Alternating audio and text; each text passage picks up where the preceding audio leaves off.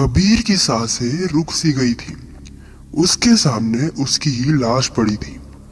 उसका दिमाग एक्सेप्ट ही नहीं कर पा रहा था जो उसकी आंखें देख रही थी। कबीर डर चुका था। उसे समझ नहीं आ रहा था कि ये सब क्या हो रहा है। तभी उसकी नजर उस बंदे के वॉलेट पर पड़ती है। एक पल के लिए वो रुकता है, जैसे उसे डर लग रहा हो कि कहीं जो वो सोच रहा है वो सच ना हो। वो वॉलेट चेक करता है। एक आईडी प्रूफ जिसमें नाम लिखा था Kabir Sharma. Father's name same, mother's name same. Kabir पीछे हट जाता है और पर्स भी दूर फेंक देता है। उसके दिमाग में एक ही सवाल था, ये कैसे हो सकता है। उसके हाथ अब भी कांप रहे थे, पर उसका दिमाग अब एक ही चीज सोच रहा था। उसे जवाब चाहिए थे। वो दोबारा वॉलेट चेक करता है।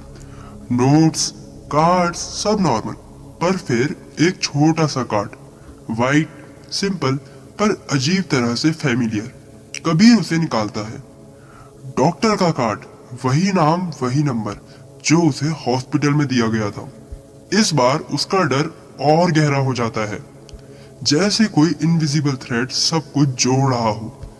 लैब, सपना, ये लाश और अब ये कार्ड। कबीर तुरंत खड़ा होता है। उसे पता था अब उसे क्या करना है। थोड़ी दूर एक पुराना सा पीसीओ। वो बूथ के अंदर जाता है, कॉइन डालता है, नंबर डायल करता है।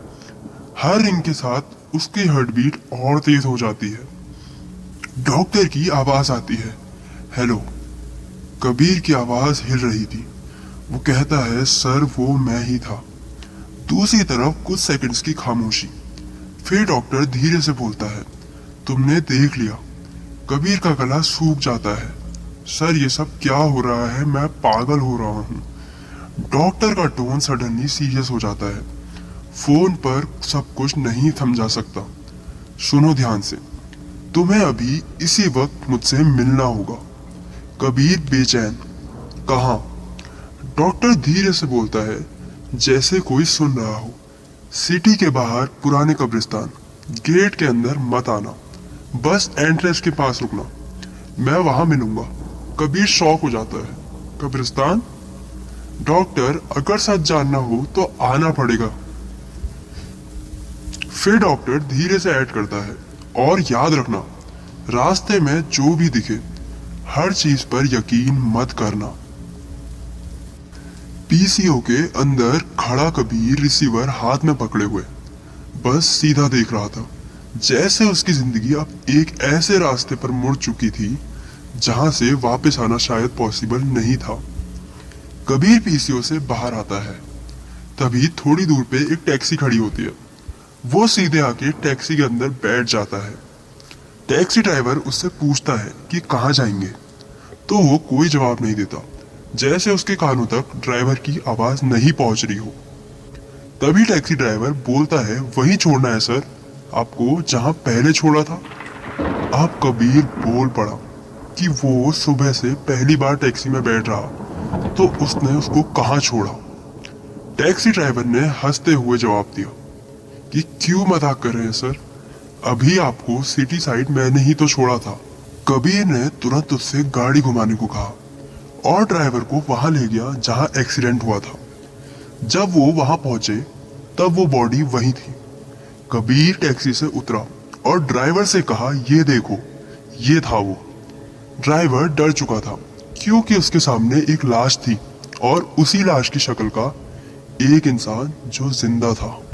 ड्राइवर की आवाज कांप रही थी, पर थोड़ी देर तक उसने लाश को देखा और कहा, नहीं सर, वो ये बंदा नहीं है। उसके हाथ में एक गहरा सा निशान था, बहुत ज्यादा गहरा। कबीर और डर चुका था, क्योंकि अगर वो ये नहीं था तो ये अब एक और कौन था जो कबीर जैसा ही चेहरा लेकर घूम रहा है। कबीर ने अपना सर पकड़ लिया। ड्राइवर उसके पास आया और कहा कि सर, आपको घर छोड़ देता हूँ, चलिए, यहाँ ठीक नहीं लग रहा कुछ। कबीर कुछ सुन नहीं रहा था, बस टैक्सी में बैठ गया। वो लोग बस सिटी साइड पहुंचे ही थे कि कबीर को वो इंसान फिर से दिख गया। इस बार ड्राइवर बोल पड़ा, सर देखिए, वो था, वो जिसे उसने पहले छोड़ा था। कबीर अब अपनी आंखों पर विश्वास नहीं कर पा रहा था। उसे समझ नहीं आ रहा था कि ये सब हो क्या रहा है। उसकी ही शक्ल का एक और बंदा, पर यह थोड़ा अजीब था। उसके हाथ में कुछ निशान थे और चेहरे पर भी कुछ घाव, और वो किसी से तो डर के भाग रहा था। उसके हाथ में एक पर्स भी था। कबीर ने ड्राइवर से कहा उसका पीछा करने को।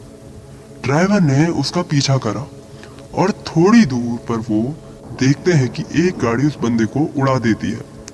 वो मरता तो नहीं पर बेहोश हो जाता है, और वो गाड़ी पुलिस की थी। कबीर को थोड़ी बात समझ में आई कि ये बंदा चोरी करके भाग रहा था, पर अजीब बात अब भी यही थी कि उसका चेहरा एकदम कबीर के जैसा ही था। अब कबीर बहुत घबरा चुका था। उसने ड्राइवर को एक एड्रेस बोला और रिक्वेस्ट करी कि बस उसे वहां छोड़ दे। वो बहुत ही अनईजी फील कर रहा है। जैसे ही उसने ड्राइवर को एड्रेस दिया, तब ड्राइवर ने उसे वार्न करा कि वो जगह बहुत डेंजरस है जहां वो जा रहा है। पर कबीर ने उसकी एक भी नहीं सुनी और कहा कि उसने उसकी बहुत मदद करी है, और ये सब जो हो रहा है वो उसकी भी सोच से परे है, और वो बस एक लास्ट हेल्प कर दे कबीर की।